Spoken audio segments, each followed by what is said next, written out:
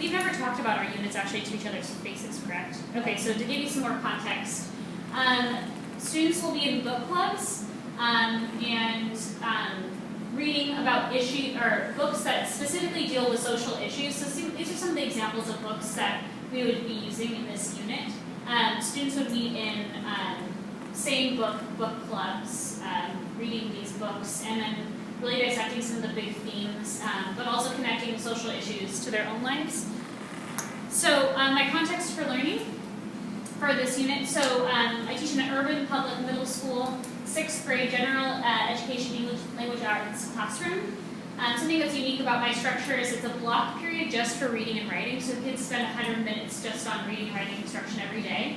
And then, so the social issues reading unit would be about 50 minutes of the instruction of that 100-minute block period. In this classroom, there's 32 students, 18 boys and 14 girls. That's characteristic of the school. There's more boys than girls at this school. 72% of students at my school are on free and reduced lunch. We don't qualify under Title I funding anymore, but we do qualify under this extra set of funding, and I think that has to do with our percentages and numbers of free and reduced dropped by a couple percentage points. But we are still under this special umbrella of schools that receive funding. One of my students in this class is listed under the McKinney-Vento Act, and I learned about this, and so I thought I would share out kind of what this is. The McKinney-Vento Act defines homeless children as individuals who lack a fixed, regular, adequate nighttime residence. And just to kind of share an anecdote, I met this student's mother today, and I found out a little bit more information about her because we've had so much struggles. Like, she's very, very intelligent, but she has serious issues with attendance and then turning in assignments because she's always absent. And we found out that she goes with her brothers and sisters to her dad's house on weekends, and he's a recovering meth addict that's recently relapsed. And he's also bipolar, so when she comes back from his house on the weekends, it's a huge shock, and it's like a culture thing, like culture shock going back to mom's, which is a really stable household. So anyway, just a little share about kind of some of my students, that's one of them. But her and her mom and her brothers and sisters also have been in between households, and they have been in and out of shelters as well. My school is located in the Beacon Hill neighborhood in South Seattle. There's 26 different languages spoken at my school. I just think that's a really fun fact. About 15 of the students in my class do not speak English at home, and that's across a ton of different languages. A lot of Vietnamese, Chinese, Tagalog, Somali, Spanish, kind of runs the gamut. 4 of the students in my class are level 4 transitional bilingual proficiency. In my class specifically, we don't have a wide range of ELL learners because at this school, ELL learners are pulled into more homogeneous classrooms where there's like half the students are ELL, half are not. And then other classrooms, therefore, have like higher level ELL learners. So there's focused ELL classrooms as well as focused inclusion classrooms.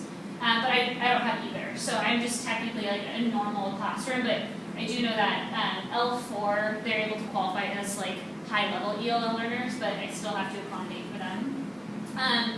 The race demographics of my school, 48% of the student population identifies as Asian or Asian Pacific Islander, 23% Black or African American, 16% Hispanic, 8% white, and 5% of 2 or more races. I always think it's interesting, and maybe I don't know if you guys know, but it's so interesting that we loop Black and African American together because I have a lot of African students. So I just always think that's interesting. Anyway, so that's kind of the context for learning for this unit. Unit knowledge, skills, and assessments, what can students already do? So the purpose of this unit is tied to where my students are at just developmentally. So middle school students are uniquely positioned to reflect on social issues. That's kind of my argument. 6th grade moral development, kind of that stage of conformity, rules, and social order. So these social issues texts will kind of take them to that next level of moral development. Again, so what's happening in the social issues unit is they'll meet in book clubs, like I'm imagining like a couple times, like 2 or 3 times a week. And every time they meet in a book club, they'll have like a focused topic that they come to the meeting ready with. There'll be mini lessons spread throughout to kind of develop not only like discussion behaviors, like what does it mean to be in a functioning book club, but also what are some of the things we're looking for, like theme and character development, things like that. I think that this unit is really going to help with, I feel like Jill and I have a lot of similarities between ours, the identity formation, expanding perspectives, and empathizing with others. The books will kind of guide them towards that higher level like empathy piece, and then expanding their perspectives, like beginning to understand having new understandings about social issues. What do the students already know how to do? Knowledge-wise, students must be open to drawing up clear and specific connections, like so text to self, text to text, text to world. They're good at that. So, and they'll continue this practice throughout their reading.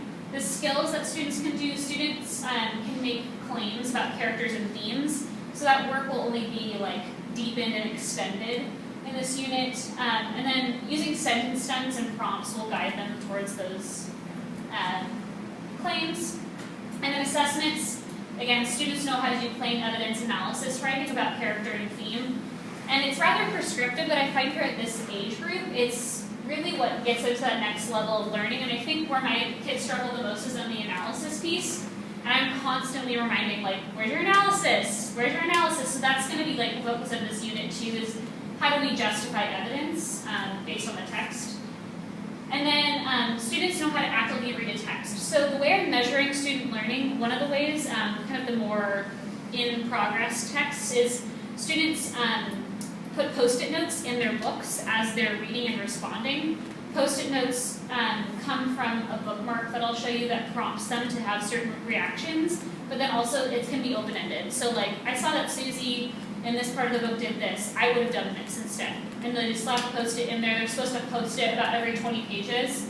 And the way I differentiated in this classroom with Post-it responses, it sounds kind of silly that my higher level learners, I have them do a mini Post-it with just one word responses more frequently, and then they do a bigger Post-it like every 50 pages where they synthesize all of their responses. So that's kind of how I've like figured out how to play with like, they're all doing the same thing but just at different levels, and that kind of works. And then responding to prompts and sentence stems is like very natural for them in this class. My mentor teacher, she always gives them a bookmark when they start a new book for like something to guide their reading. Yeah, and then the Post-its conveniently are used as text evidence to support claim writing, so like the work is already there, they've already done it, so it makes it a lot easier for them to actually make really meaningful analysis claim papers. Okay, so that's kind of like the broader overview for the unit. What will students learn to do? What do students need to learn how to do throughout the unit? So knowledge, the whole piece here is the critical literacy, as outlined by Smagorinsky, which talks about aiming students to look at power relationships between different groups. That's going to be a big focus. Like, so it's probably going to be about, yeah, it's a 4-week unit, 3 to 4 week unit, and then kind of smack dab in the middle, we start talking about power. After they kind of developed, like, I'm getting into my book and I'm developing norms with my group, we kind of put this critical literacy power lens on them. So how do stories empower us to understand and respond to social issues that we experience in the world around us? So that's kind of the takeaway from looking at power. Skills, students learn how to have effective book club discussions. That's kind of tied to NCT Standard 11, where students participate in literacy communities. That's going to be definitely something they haven't done yet. It's like, how do you do that deep level work with a group of 4, right? Assessments, students will learn how to self-assess their ability to contribute during book club meetings. So students will, again, literally mark a self-assessment. Like, how did I do during my book club discussion? Did I come with the prepared materials? Did I read to the assigned page? Do I have my Post-its done? That kind of thing. They're also going to do the compare and contrast power thing, where they get with a person from a different book and they talk about how is power seen in your book versus how it's seen in my book, and that's really high level. And I think that's going to have to be like, after a week of practicing doing that with their book clubs. And then it's also going to take a lot of like, how do you have like a book talk about a book that someone else is not reading and have like a coherent thing to say about like, here's where I'm at in my book, this is what I know about my characters, here's the setting, and then how do we like add this extra thing? So that's kind of going to be tenuous, but I'm excited to do it.